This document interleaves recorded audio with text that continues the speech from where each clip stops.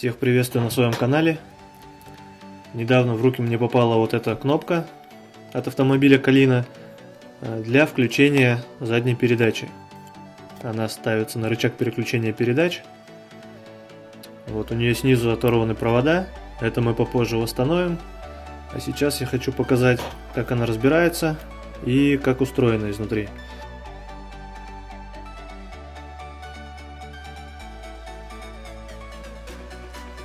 И остается в руках вот такая вот штука.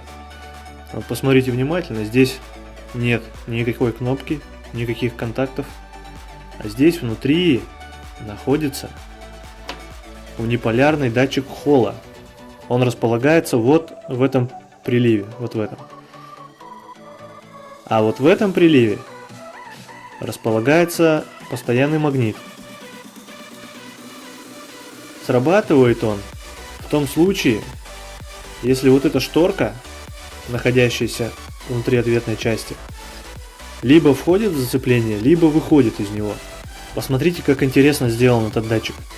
Вот этот корпус черный, вот за исключением вот этой вот резиночки, которая здесь находится, он полностью цельный, полностью вылет в единой форме. Здесь отливается такое окошко специальное, через которое вставляется магнит, вот через этот паз сюда, и сам датчик, вот в это место. Датчик имеет два провода подключения, и после установки вся эта полость заливается эпоксидной смолой. Вот, вы видите ее.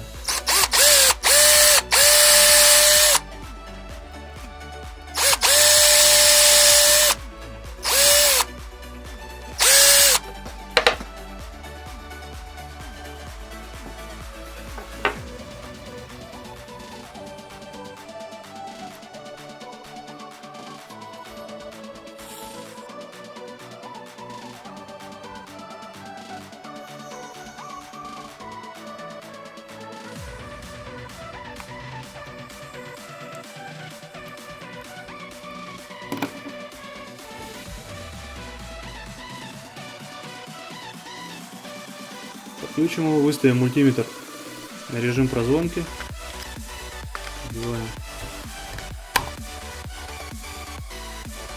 Так, теперь смотрим.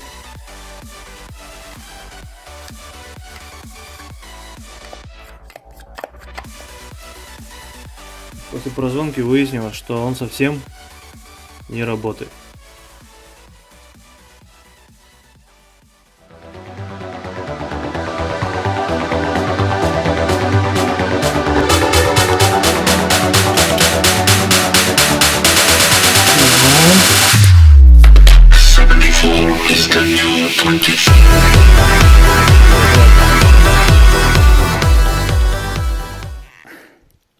Сейчас, похоже, придется вот эту вот вещь отломать. Обалдеть. Посмотрите, что находится внутри. Посмотрите, даже название микросхемы отпечаталось на герметике.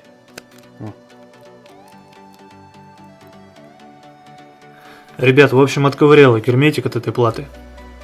К сожалению, она вот пострадала при разборке. Тут герметик такой жесткий, прям типа шовного. И набросал схемку, что эта плата из себя представляет. Управляет всей платой гиркон, который замыкается в момент, когда мы поднимаем кнопку. И на вход этой микросхемы подтягивается земля. Для удобства я буду говорить, что земля это 0, а единица это положительный потенциал, который равен напряжению питания этой микросхемы. На эти выходы поступает 0, соответственно, проходя через этот триггер, он срабатывает, и через этот триггер напряжение приходит на конденсатор, и в итоге здесь образуется также 0 кратковременно, что перещелкивает этот транзистор в единицу. Эта единица открывает полевой транзистор. Ток с соленоида начинает проходить вот по этой цепи. В момент, когда мы отпускаем ручку,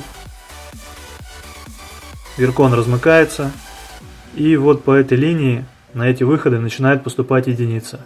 Соответственно, эти два триггера перещелкиваются обратно. Это дает положительный импульс, единичку, и этот триггер перещелкивается в нолик и закрывает движение тока по этой цепи. Наш соленоид возвращается в исходное состояние.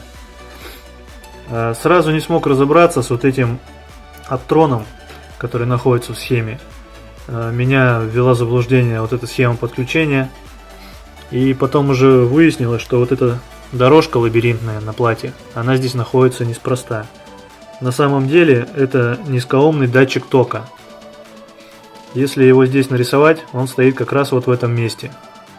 Получается, при достижении определенной силы тока в этой цепи на концах этого датчика образуется разность потенциала, которая становится достаточно, чтобы этот светодиод, грубо говоря, внутри этой схемы засветился и открыл биполярный транзистор, который в свою очередь проводит единицу, как я уже говорил, опять же на этот вход этой микросхемы, а единица на выходе становится нулем, триггер перещелкивается и опять же закрывает нашу схему.